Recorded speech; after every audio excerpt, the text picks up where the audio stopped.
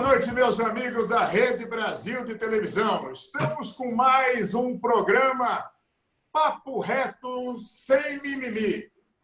A audiência crescendo a cada semana. Isso acontece exatamente pela qualidade dos convidados que nós trazemos, pelo tema que é debatido. A sociedade brasileira hoje está cobrando dos poderes constituídos. Passou da hora, passou do momento de nós termos uma reforma tributária no nosso país. Não tem quem não reclame, não tem quem não diga. Não dá, o contribuinte não sabe nem o que e para onde pagar e o quanto pagar. E é dentro desse pandemônio tributário que os poderes constituídos, no caso, o Congresso e o governo, resolveram iniciar um processo de discussão sobre uma reforma tributária. A Câmara dos Deputados apresentou uma proposta de emenda constitucional, a PEC 45. O Senado, para buscar um protagonismo, foi lá e apresentou uma PEC, que é a PEC 110. O governo, após 1 ano e meio, dizendo, vou mandar uma proposta, mandou uma proposta pequenininha, um arremedo, num projeto de lei, falando em alguns temas que podem simplificar, mas falando em uma unificação da PIS e do CONFIS, que pode gerar um aumento de carga tributária aí. E um pessoal que sabe muito porque eles trabalham, estudam com isso, são agentes tributários, que trabalham nos municípios, que trabalham no Estado, que trabalham na Receita Federal, professores, doutores, tributaristas, chegaram também com uma proposta, e até com um nome que chama a atenção da população. Simplifica já. Quando fala isso, o povo já diz, oba, ganhou. E é com muita satisfação que eu estou recebendo nesse programa 4 pessoas que encabeçam grupos de pessoas que, unidos no conhecimento e nos propósitos, elaboraram uma proposta do Simplifica Já. O Alberto Macedo. Alberto é doutor em Direito Tributário pela USP e é consultor hoje da Anafisco. Meu amigão Alfredo Maranca, que é presidente do Sindicato dos Agentes Fiscais de Renda do Estado de São Paulo. Meu amigão Hélio Freire, que é da Associação de Auditores Tributários do município de São Paulo. E o Rafael Aguirre Zabal, que também é um dos membros técnicos, diretor técnico da Anafisco. E eu começaria já, Alberto, se você pudesse, nessas considerações iniciais, dar uma sintetizada para a gente, problemas tributários no nosso país e a base da solução que vocês estão apresentando para o país no Congresso Nacional. Bom, primeiro, senador Major Olímpio, muito obrigado pela oportunidade de estar aqui nesse programa para ajudar a esclarecer a sociedade o que está complicando o sistema tributário brasileiro.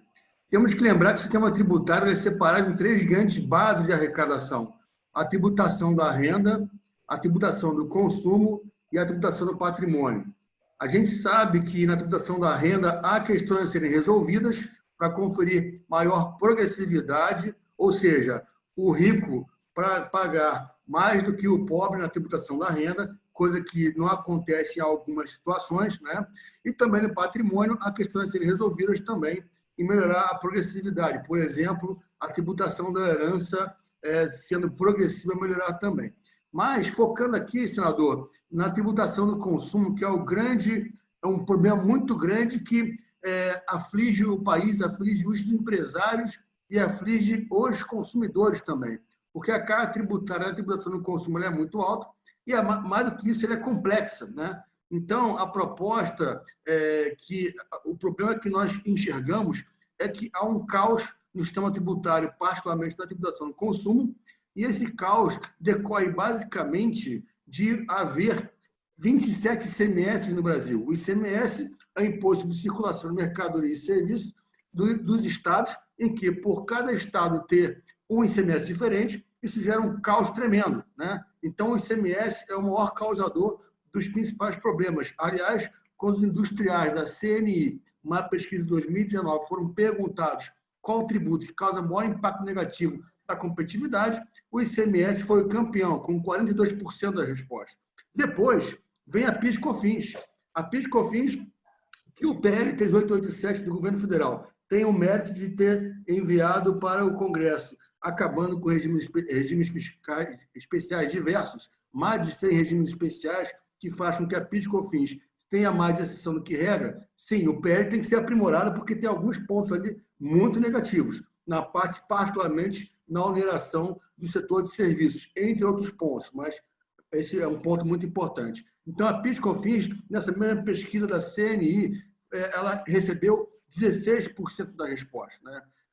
Depois, nós temos que trabalhar um aprimoramento do ISS, que está longe de estar perto desses tributos que eu falei anteriormente, que são os mais complicados, mas cabe um aprimoramento para melhorar o ambiente de negócios, particularmente das empresas prestadoras de serviços. Então, a gente pretende, a gente entende quais são os problemas e percebe que as PECs que estão aí, a 45 e a 110, não solucionam esses problemas sem causar efeitos colaterais perversos. Então, a nossa ideia, a proposta, e aí já adiantando um pouco, a proposta Simplifica Já, pretende atacar o ICMS, a PIS/COFINS, melhorar o ISS e reduzir a tributação da folha parcialmente, conforme a empresa que mais empregue e a empresa que tenha mais massa salarial. Acho que isso, para começar, é um ponto importante. Obrigado, senador. Alfredo Maranca, meu amigo presidente do Sinafresp. Eu até perguntei, viu, Alfredo, na audiência pública com o secretário de Fazenda. Aliás, eu fiquei um pouquinho decepcionado. Eu esperava mais conteúdo, mais coisa concreta.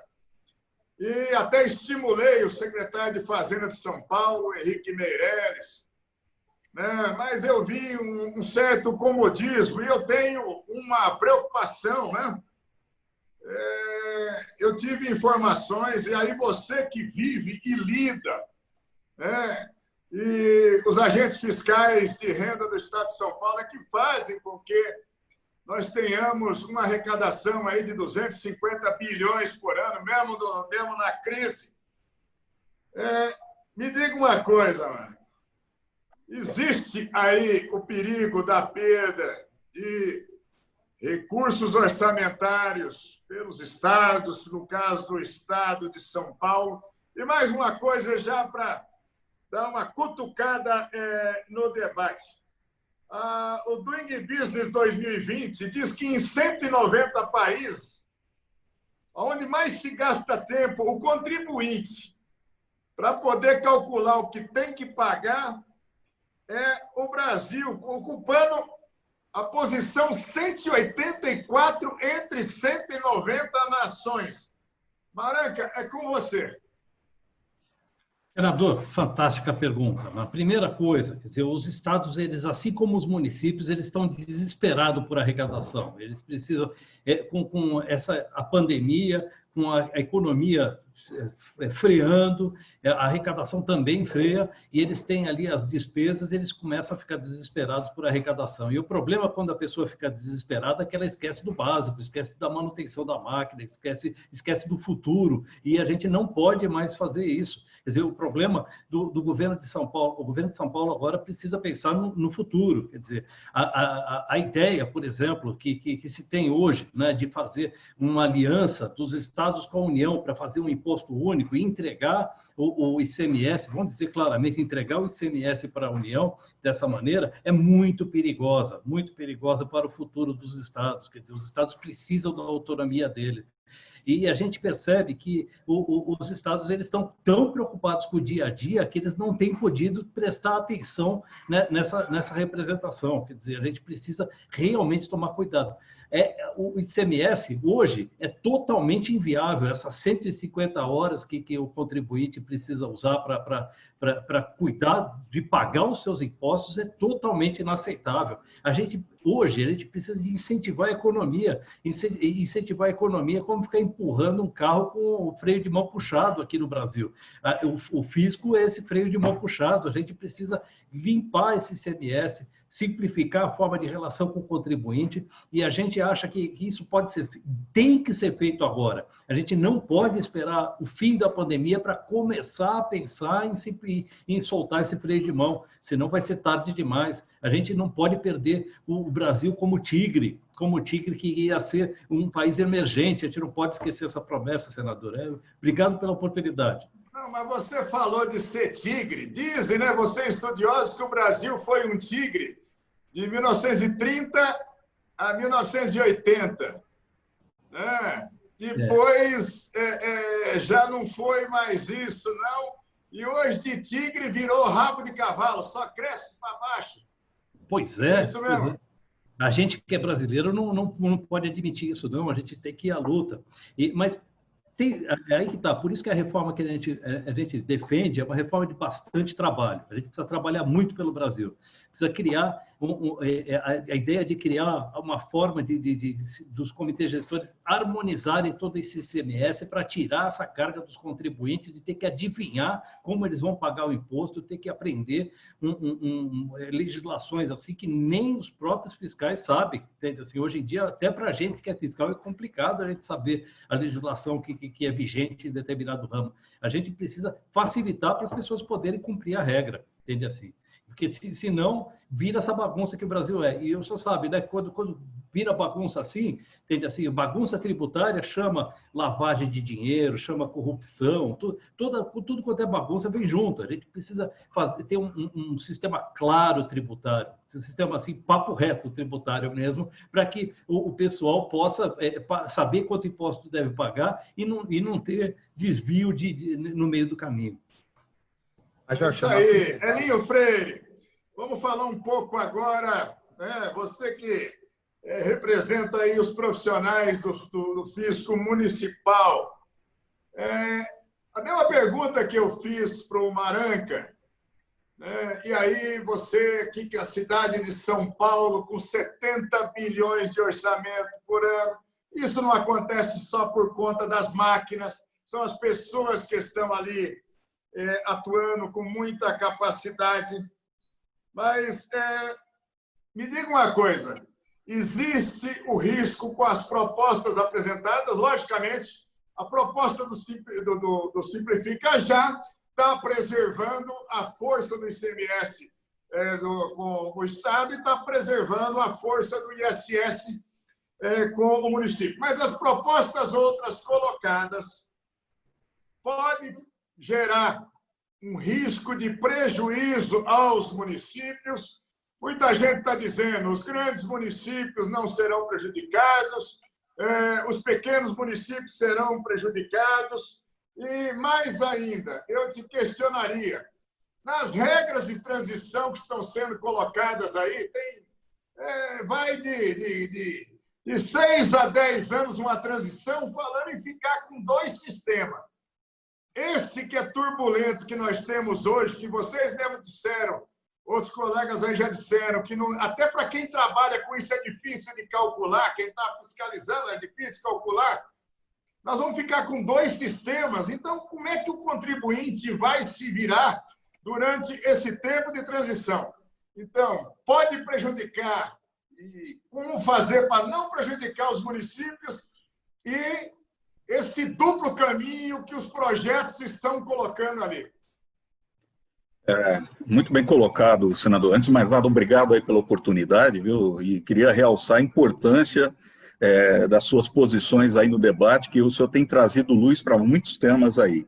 De fato, para os municípios é preocupante, e se é preocupante para o município, o é para a população também, porque o senhor sabe muito bem, Major, que quem presta os serviços básicos à população, de assistência social, educação, saúde, segurança, inclusive, hoje em dia, e muitos outros serviços, é o município, ele é o ente que está mais próximo da população. E as propostas que estão aí estão tirando a autonomia municipal, né? Inclusive, está sendo divulgado pela mídia que são os grandes municípios que são prejudicados. Não é verdade. Absolutamente todos os municípios, com essas propostas de junção que estão colocadas, perdem receita. E a gente tem um estudo técnico que foi feito, que estima em 15 anos tirar dos municípios cerca de 240 bilhões. Isso é muito grave. Você imagina. As despesas crescem, então se o município perde o seu principal tributo, ele acaba sendo prejudicado nessa prestação de serviço. E o que é grave, Major, eu até vou abordar um outro tema, ela é uma proposta que também é injusta com a população, porque o senhor sabe que está sendo proposta uma alíquota única. Vamos traduzir isso para a população, para eles entendam a importância deles participarem do debate sobre a reforma tributária. Né? Desta maneira, como estão propondo abaixar a tributação de carro de luxo, bebida importada, e estão propondo subir preço de cesta básica, produtos que são importantes para a população e serviços. Porque com essa alíquota única está acontecendo esse desarranjo. Espera aí, Hélio, repete aí para o povo, porque o nosso programa é gravado, mas já vai ter gente brava na internet, para não parecer que foi um equívoco. Você não se equivocou, não? Está dizendo que vai subir... vai estabilizar a bebida, o carro importado, e vai subir cesta básica, vai subir... Quer dizer... Está havendo uma transferência, porque o que acontece? Como eles estão falando em alíquota única, então alguns segmentos vão ter uma redução e outros vão ter uma subida. É lógico, o que eu queria também chamar a atenção, que é mais grave ainda, senador, e isso é que eu acho que é grave, que o senhor, eu tenho observado que o senhor tem colocado nesse debate, essa reforma que está sendo proposta, nenhuma delas apresentou até agora memória de cálculo. Então, veja bem, o mais grave ainda é que nós estamos falando, o que se fala lá nas propostas é 25% de alíquota, certo? Mas o próprio ministro Paulo Guedes já falou em audiência pública que, na verdade, pelos cálculos lá, pode chegar a mais de 30%. E a gente tem dúvida se os 30% também será o suficiente. Então, você imagina. Então, eu não me enganei, o senhor ouviu corretamente a proposta, né? E uma parte dessa frase não é nem minha, é de um ex-secretário da Receita Federal que falou, estão propondo baixar preço de carro de luxo e aumentar de alimentos. É uma proposta acadêmica, ela precisa ser debatida, e esse seu programa é importante, porque ela está traduzindo para a população estas preocupações. Olha, nós vamos para um rápido intervalo, porque aqui o papo está bom demais, pode ter certeza, esse vai ser um dos melhores programas que nós já fizemos. E nós vamos voltar, e já deixo aí para o Rafael Aguirzabal, da Anafisco também. Rafael, me diga uma coisa. Vai impactar para a população, ou vai aumentar para a população os gastos com serviço? Serviço não tem muitos insumos aí para ter de crédito lá na frente. Como é que vai ser isso? Nós vamos para um rápido intervalo e Rafael já volta respondendo para a gente. Aqui o papo é reto, sem mimimi. Rapidinho, só para o intervalo comercial.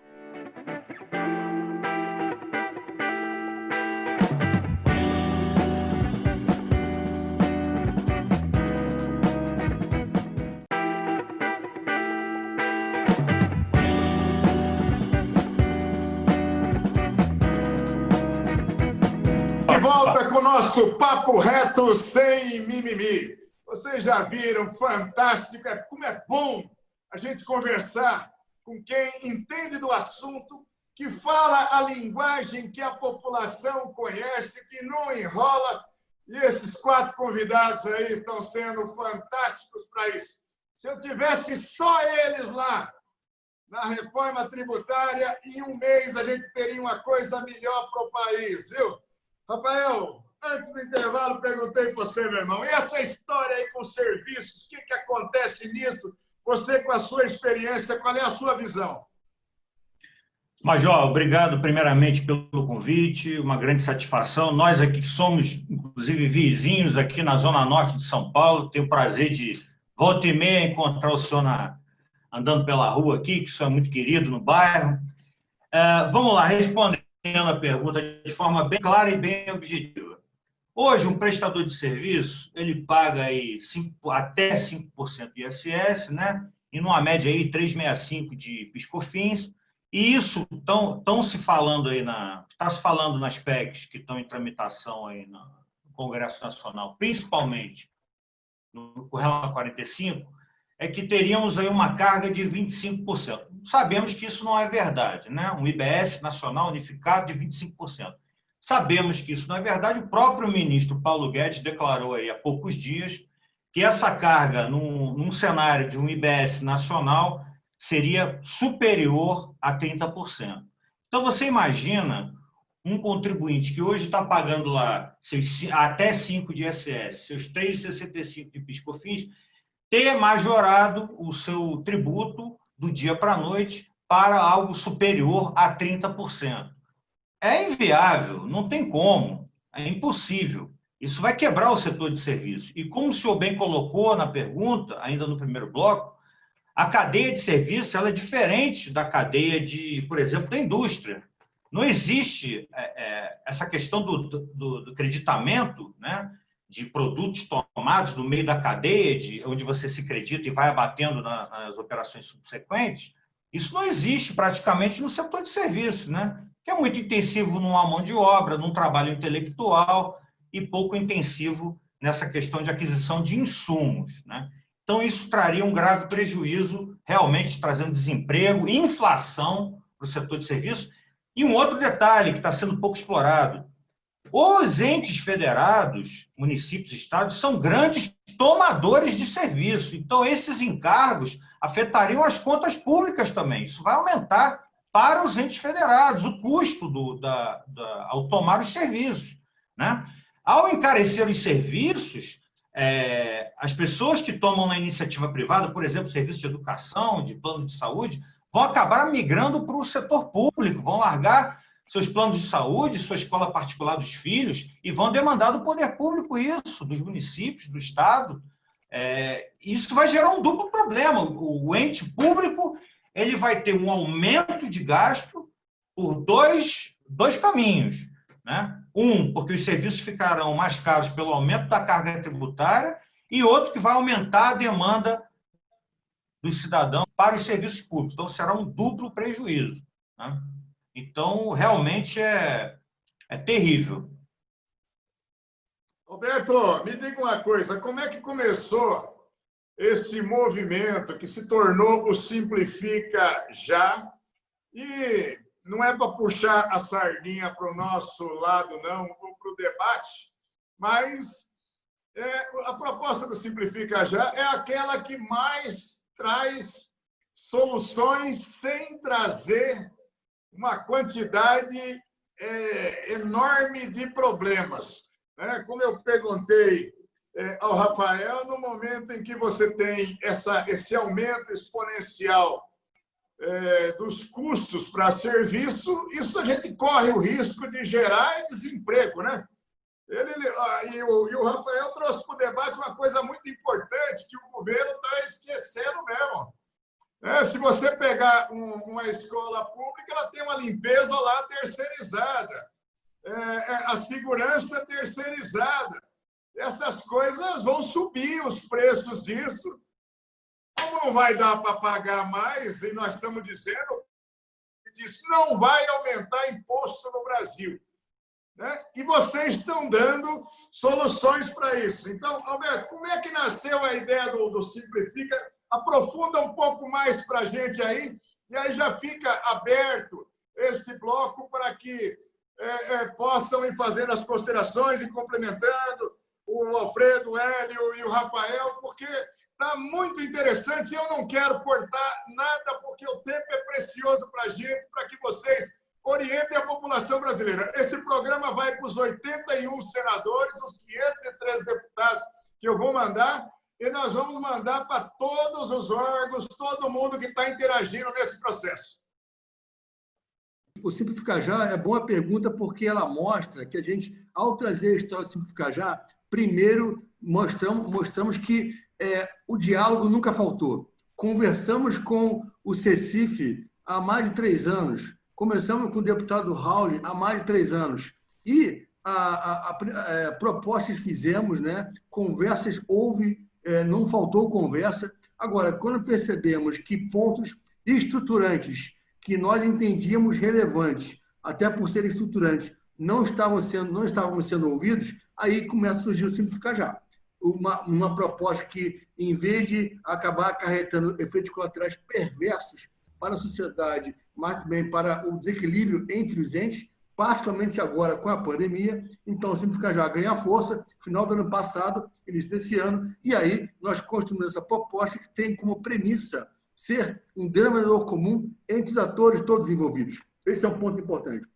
E aí, a Abrasf, que é a Associação Brasileira de Crédito de Finanças Capitais, quando veio a proposta de pronto, aderiu, e logo em seguida, a Frente Nacional de Prefeitos, na sua 77ª reunião geral, em 11 e 12 de março, em Florianópolis, adotou todos os princípios do Simplificar Já. Alguns dizem por aí que o Simplificar Já é uma proposta de cidade grande, que não quer perder a boquinha do ISS, como alguém já falou aí em lugares, né? Não é bem assim. É uma proposta de todos os municípios. Por quê? Porque o Simplificar Já, no seu módulo do ISS, ele melhor distribui o ISS para todos os municípios, conferindo mais autonomia financeira para os municípios. Para o município depender menos de pires na mão e em Brasília todo ano para pedir aumento de repasse. Então, ele confere mais autonomia para os municípios. Esse é um ponto muito importante. Então, aí que foi surgindo o Simplificar Já, nessa construção de 4 peças modulares que se encaixam, que é a reforma do ISS, a reforma do ICMS, a reforma da PIS/COFINS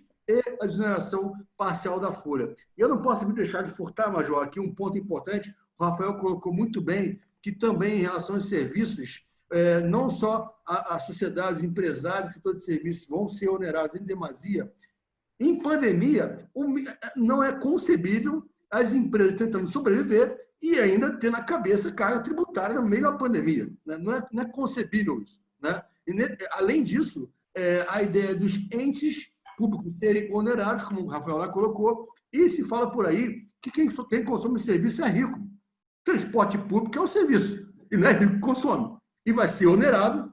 A gente fez um cálculo, Aracaju fez um cálculo junto com a Abrasf de um simulador em que os municípios do Brasil deveriam ter, né, ser onerados com a proposta que estão aí em 28 bilhões de reais em mais despesa por conta dessa carga tributária aumentada no setor de serviços, já que os municípios consomem muitos serviços. Eu não poderia deixar de registrar também um ponto que o Maranga colocou muito bem, e o Sô também, em relação ao Brasil, que até a década de 80 era um tigre, né? Cresceu muito. O que aconteceu com o Brasil? É verdade que o sistema tributário é caótico, mas tentam colocar em ambos os aspectos a ideia de que a economia vai mal tão somente por conta do sistema tributário. Isso não é verdade. Qualquer economista sabe disso. Há vários fatores, taxa de câmbio, taxa de juros, política industrial. O sistema tributário é caótico? Mas não vai dizer, não podem prometer por aí, como estão prometendo, que o país vai crescer de 10% a 15% do PIB se mudar o sistema tributário. Então, temos que mudar sim, temos que aprimorar sim, mas com o pé no chão, como disse o doutor Guilherme Fife Domingos, num webinar que ele participou com a gente. Pé no chão. Essa é uma proposta que tem pé no chão, que não se baseia em estimativa de cálculo. Não tem modo de cálculo nenhuma. O Simplificar Já reconhece isso, e por conta disso, quer primeiro fazer a estrutura do sistema. Melhorando essa estrutura, já resolve os principais problemas da tributação do consumo, sem trazer os efeitos colaterais negativos que as PECs estão aí trazem. Muito obrigado. Você não quer fazer casa sem fazer alicerce, né? Os caras já querem começar pelo telhado, como você disse. Exatamente, Major. Maranga, você que luta há muitos anos, eu encontro com você em Brasília, você responde pelos agentes fiscais do Fisco Estadual, mas você está sempre nas demandas lá. Conta para a gente por que até hoje nós tivemos né? Depois da Constituição de 88, já vai dar 32 anos em que há uma necessidade premente de fazer uma reforma. O que não aconteceu? E aí fica aberto também, se alguém quiser fazer uma complementação disso. O que acontece? É porque, igual nós estamos fazendo agora, quer resolver tudo de uma vez só, falta de base de cálculo mesmo, falta de transparência, falta de vontade política. O que acontece que nós estamos com esses 32 anos de dificuldade? Excelente. Tem dois motivos. O primeiro é que a gente tinha um Estado totalitário no Brasil. A Constituição de 88 criou essa federação em que cada um pode caminhar para um lado e cada um fazer uma administração tributária para o seu lado. Só que não tem uma harmonização dos municípios, não tem uma harmonização dos estados. O próprio CONFAZ, né, ele usa uma sala emprestada da Secretaria da Fazenda, quer dizer, ele não tem receita. Se ele quiser fazer alguma coisa, as coisas são feitas meio no favor, um estado faz para o outro, tá, coisa. Não pode funcionar desse jeito. Quer dizer, a gente precisa de uma organização central. E nisso, quer dizer, nós temos esse problema enorme, e com isso a gente quer resolver tudo de uma vez. A gente quer fazer uma reforma tributária redentora, que vai resolver tudo e nunca mais vão ter problema. Isso não existe. Não existe em lugar nenhum do mundo. Todo mundo fala isso. Reforma é um processo. A gente faz essa reforma que nós estamos propondo agora, o tempo da pandemia, para fazer agora. Quer dizer, o ano que vem vai ter vacina, vai ter... Aí um mundo é outro. Assim, a gente tem outros problemas, precisa resolver os outros problemas. A história não vai acabar nunca. Quer dizer, a gente sempre vai precisar trabalhar para resolver os problemas tributários que a gente tem. E assim, não adianta a gente querer resolver tudo de uma vez. E, principalmente, não adianta a gente esperar que apareça algum iluminado com uma solução mirabolante. A gente precisa... A solução é muito trabalho. É ouvir o contribuinte, ouvir as empresas que estão tendo problema ali para pagar os impostos, para fechando, não podendo pagar os empregados. Precisa ouvir muito. Então, isso que não tem sido feito, senador. Eu acho que esse é o nosso problema. Eu acho que agora, pela primeira vez, assim, a gente vê um espaço para que se criar uma solução para agora. Essa é a nossa esperança.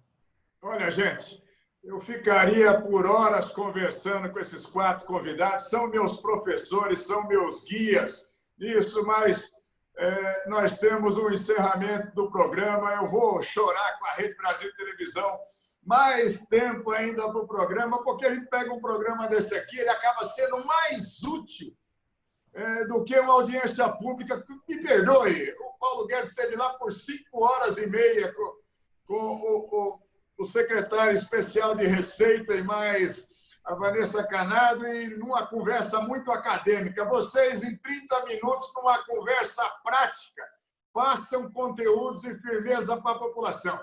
Mas eu gostaria de agradecer muito o Alberto Macedo, o Alfredo Maranca, o Hélio Freire e o Rafael Aguirre Zabal por estarem conosco aqui no Papo Reto. Nós voltamos no próximo domingo, às 23h30, aqui na Rede Brasil de Televisão. Abraço, Brasil!